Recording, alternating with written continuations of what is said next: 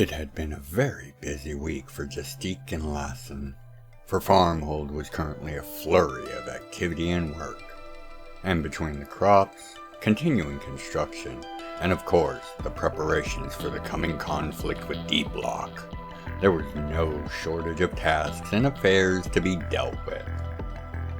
Even without the presence of Cathian, the brothers carried on with the plans that had been agreed on for the growth and protection of Farmhold and its ever-expanding population. In the past few months, a near constant stream of new residents flowed from the villages, hamlets, and other communities in the region, and most, if not all of those that were not aligned to, or as came to light in recent days, under the thrall of D-Block and the intoxicants they now offered their loyal citizens, had made their way out of the area under D-Block's control and to Farmhold.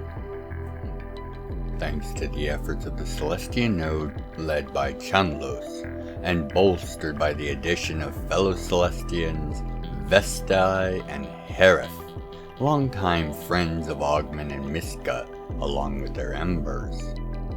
This brought the node much needed numbers, and by consequence, capabilities an order of magnitude better than they had had before. Between building housing and ensuring all the residents were able to start their new lives in Farmhold, the crews were kept very busy, and the already overstretched reserves of material were nearly exhausted, with depressingly little progress in the preparation of defense and combat material being made. Basic defensive systems, as well as personal arms for the citizens in need of them, were easily covered, but the more advanced systems planned for the city, as well as the arms and equipment for the various forces that had gathered under Farmhold's banner, were woefully incomplete. Despite excellent harvests, the rising tensions across the realms with regards to the nearly completed and ratified ABCs of inter-realm conflict had made the needed materials more costly and far less available than had been planned for. Modifications to systems suggested by scryers had produced significant savings in material usage, and those raw materials which they had ready access to were of quality. But it was not enough. Not nearly enough. This had been the situation for months, and if not for the sudden return of Scry Arst earlier that week, the situation would be no better for the difference in time. However, Scry Arst had returned in the dark of night, flying into the private bays of the Skydock with a sleek and customized prospector model, and had not only brought much needed materials in the 4 cargo containers that the small ship was dwarfed by, but guests intent on restoring Farmhold's greatest asset, Cathian himself. Arst had not announced or given any forewarning of his arrival, and when Justique and Lassen had made their way to the landing bay in question to see what the Goblin Christon had brought back with them, they were shocked at not only the presence of the cargo containers, but of the 2 men Arst had brought with them. The Dragwalk brothers knew these men, one by name, Professor Kanar from Trannis, and the other was the very man who had been their examiner for the final team combat trial the 3 of them had taken at Trannis. It had taken them nearly half an hour to pass that trial. The simple goal of making the man bleed. And it had been a close thing, as whomever this man was, his combat ability was leagues above that of the 3 of them. The man in question was simply introduced as Han, and he made clear the cargo containers were not only for Farmhold, they would serve as the down payment on future foodstuffs and other trade with them, Han, it appeared, was a lord himself over some sort of wild realm holdings, and he wished to enter into pacts of mutual defense and trade with Farmhold. He wished Farmhold to serve as the point of distribution for as many production lines he had, while being able to recruit craftsmen and workers, as well as trade for foodstuffs for the rest of his workers from Farmhold. Kanar, who had been quiet for most of the discussion, had spoken up to inquire as to the immediate need of the city and her people, and then quickly excused himself to see if he could lend aid to those that were in need. Over the next few days, materials were put to use and progress reinvigorated.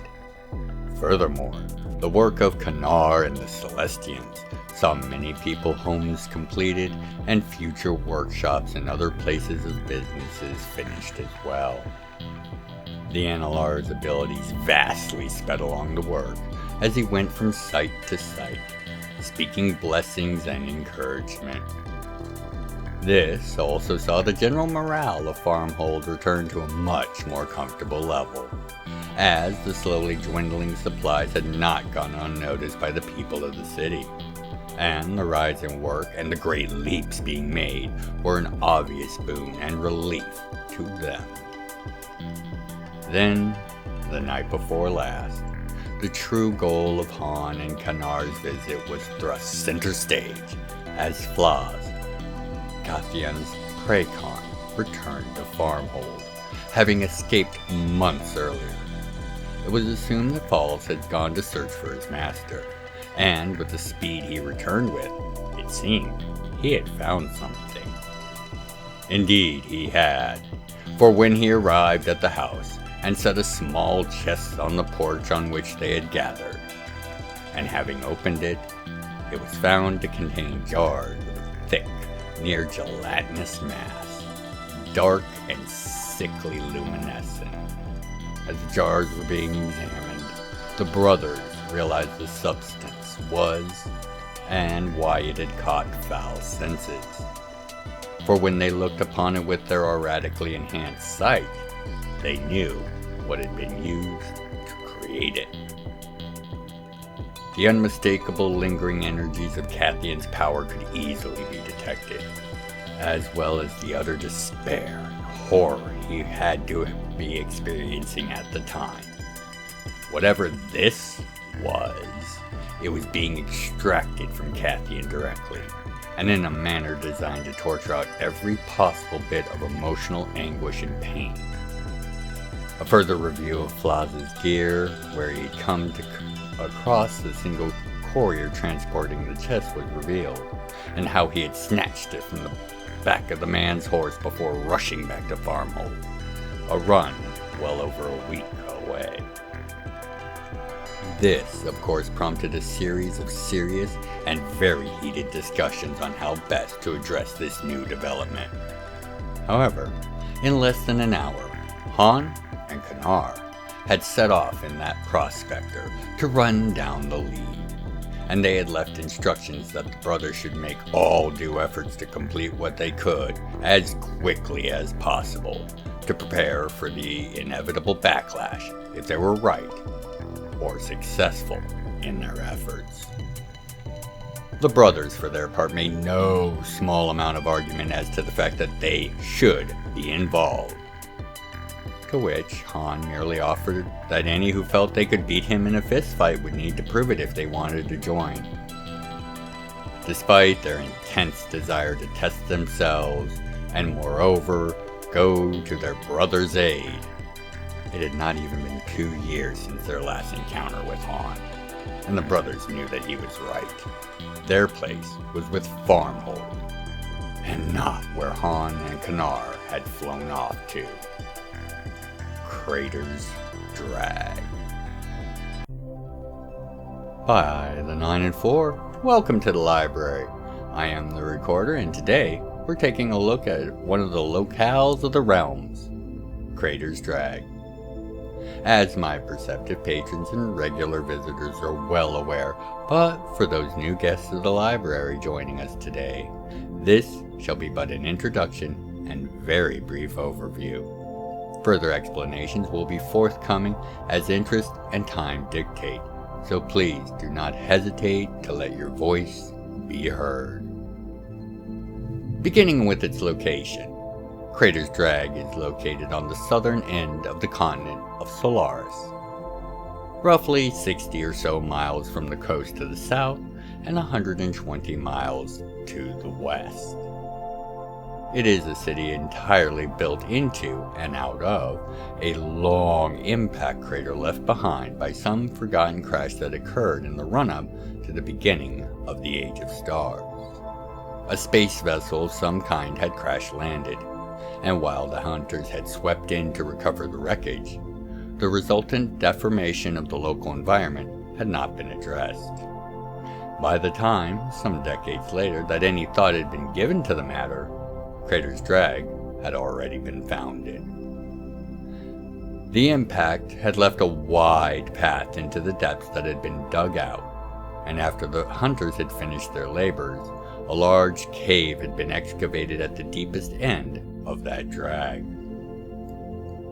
The following inhabitants merely built out from the initial site, digging tunnels and structures out as needed, with the area that had been a cave converted into the inter-city center. From above, the city looks like a large teardrop from where Drag Lane begins, and to the lands over the underground portions at its far end. Buildings installed line the sides and the center of Drag Lane, and as the lane descends into the ground, buildings stretch into the sidewalls of the lane. Under the grand dome at the far end of the lane, the city is a mass of caves, bridges, and tunnels, and it is here that the vast majority of the city's true business will be conducted, if one is allowed to get that far. Han had Kanar drop him some miles away from the drag, as even as fancy and potent as the speculator was, it was equally recognizable by those with a keen enough eye.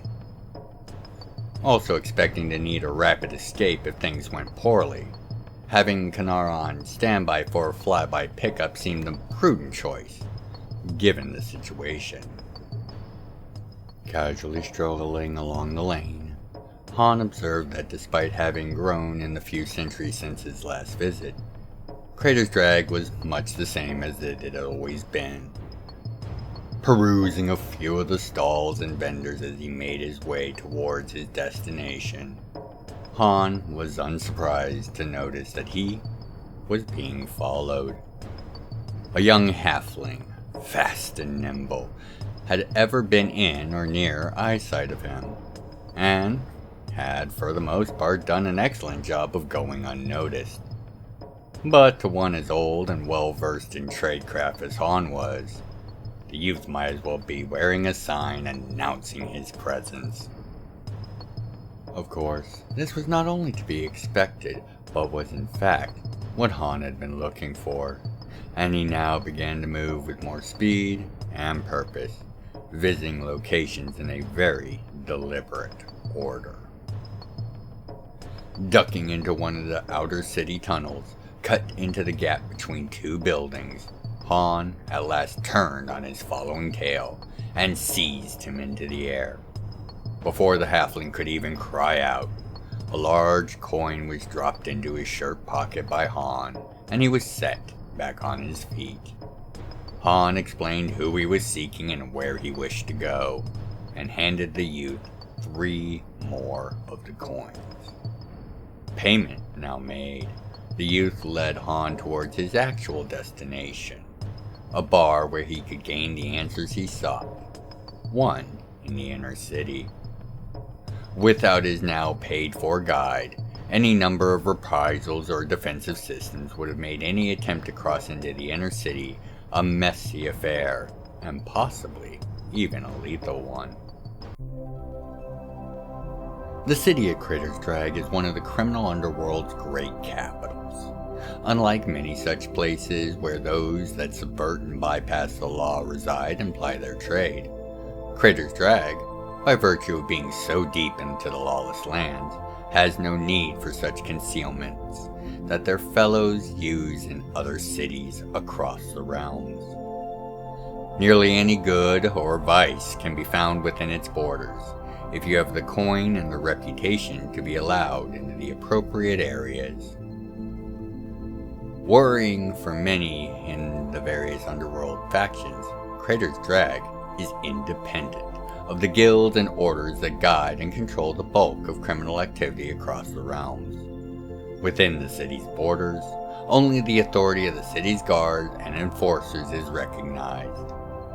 While many factions do have representatives and dealers within the city, only the best of the best in both reputation or quality of products are allowed to establish themselves within the inner city, and there they are able to make absurd amounts of money buying and selling amongst the elites that likewise have earned and paid for the right to do so.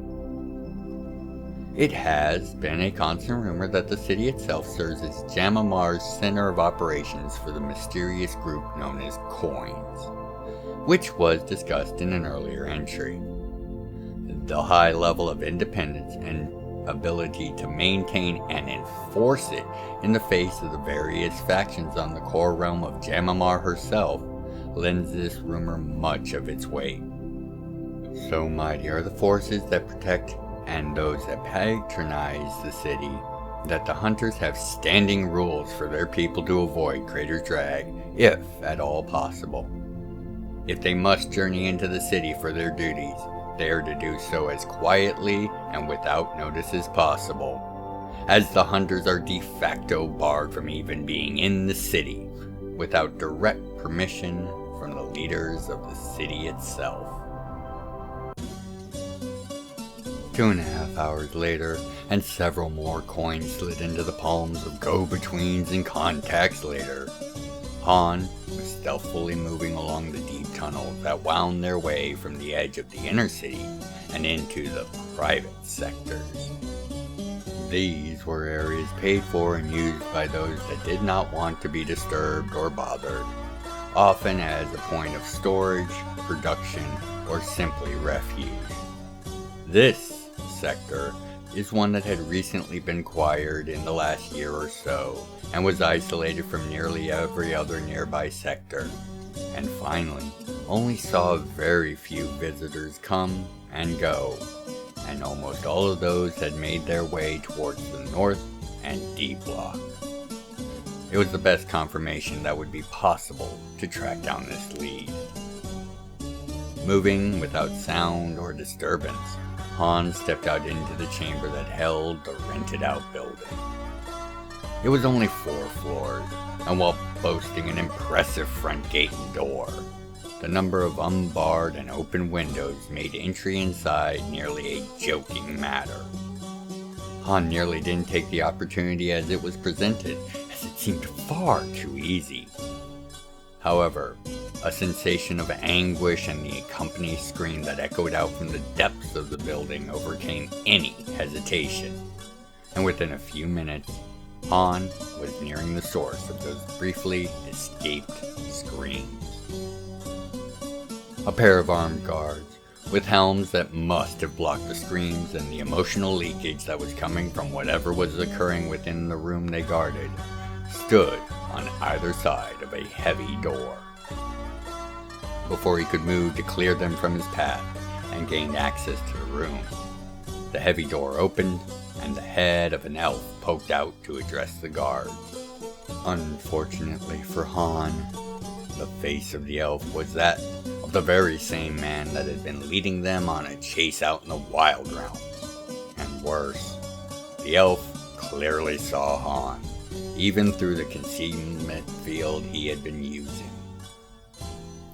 The elf cried out orders and pointed at Han's position while fleeing with great speed down another hall, leaving the door open and the guards quickly bringing their weapons to bear, firing on full auto, crystalline bolts by the score being launched at Han. Han, for his part, moved like a ghost, or a spirit around and through the oncoming fire, before taking both of his attackers out by shattering their necks and spine with quick, precise blows. Han resisted the urge to go after the elf, and as he turned to look inside the room, was aghast from the scene within. A human, male, stood at the foot of the bed, holding a sword in trembling hands. Behind him, and on the bed, the young man Cathian, naked save for a blanket over his groin, lay on the bed writhing as a device attached to his chest made noises of a decidedly sinister nature. The man between Han and the bed, having just seen a glimpse of Han's ability, dropped the blade and fell to his knees begging for his life. Han had neither the time or patience for the blubbering of the man, for the elf would surely be raising the alarms. A few strongly worded orders later, the device was removed and Han was finally able to see the full extent of damage done to Cathian. They had taken the boy's arms and legs off at the sockets. The wounds were still seeping and unhealed. And the bed he laid on was designed to keep him aware and mostly quiet for the duration of their extraction, as well as alive, if only barely. A moment or two later, as Han began to back out of the building, Cathian now sedated and held in his arms, he saw that indeed the elf had raised the alarm, as a small gang of heavily armed guards stood waiting to gun him down, only for their weapons to explosively malfunction in one grand explosion when they tried, leaving only their smoldering boots still standing. Han had barely begun to process the impossibility of what he had just witnessed, when a pair of energy blasts tore across his vision and into a second group of oncoming guards from a secondary tunnel to his right, turning them to ash. A heartbeat later, the answer as to who had fired and who had set off the first group's weapon were answered together, as from his left, a trio of warriors stepped out from behind a pile of containers, and from behind the first group, a very tall, elf-like man walked forth. The brothers Caliber and Setson, master of the very forces of luck and fate, and both seemed to be here for the boy. Fortunately, their aims were in sync with Han, as the brothers had been contracted to find the boy and return him to Farmhold, and Setson merely remarked that it was fated for him to be here and lend his aid. And, within minutes, between the powers of the four of them, Han, the brothers Caliber, and Cathian were on their way back to Farmhold. Various errors and false alarms had kept any that would have impeded their escape busy, and the few that were still in their path fell easily. A bit too easily if Han was honest. But, as he looked down at Cathian laying on a pallet in the speculator, and Kanar told them they would be at Farmhold in but a few hours, he decided not to look this Grey Khan gift in the teeth too closely. Crater's Drag is the center for many foul and dark activities within the realms, but also serves to keep those activities far away from the civilized people and their response. This has kept the powers that be from ever giving too much consideration to the elimination of the city. As for all its evil and foulness, it still served to mitigate the effect on the wider populace of deeds and activities that would happen with or without the city's presence. The tales of vice and excess that are commonly associated with Crater's Drag do much to keep common people from making the trek to this otherwise unremarkable region of Solaris' lawless lands, while those that seek rare or hard to obtain goods or items will often spend great amounts to send envoys or agents to the city in search for them. Thus, Crater's Drag is both reviled, yet highly sought after for the services that its residents can provide to those that can meet the exorbitant fees. And this is where I shall end our brief introduction to the city of Crater's Drag. I hope you now have a better understanding of the city's villains and criminals, and the role they play in the realms and on Jam'mar. Now, my perceptive patrons, regular visitors, and of course, my new guests. I have been, as always, the Recorder, and I look forward to continuing our examinations of the realms of Jam'mar.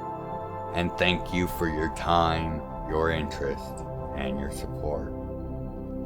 Until you next make your way back to the library for your next entry, by the 9 and 4, be well, take care of yourselves and each other. If you'd like to contribute to the further exploration and explanation of the realms, please consider leaving a comment, a like, and sharing the video around. I read all the comments and make efforts to reply to each. Thank you for helping to grow the channel, and know I look forward to each and every one of your comments. Other methods of support can be found in the channel's description. Thank you for watching,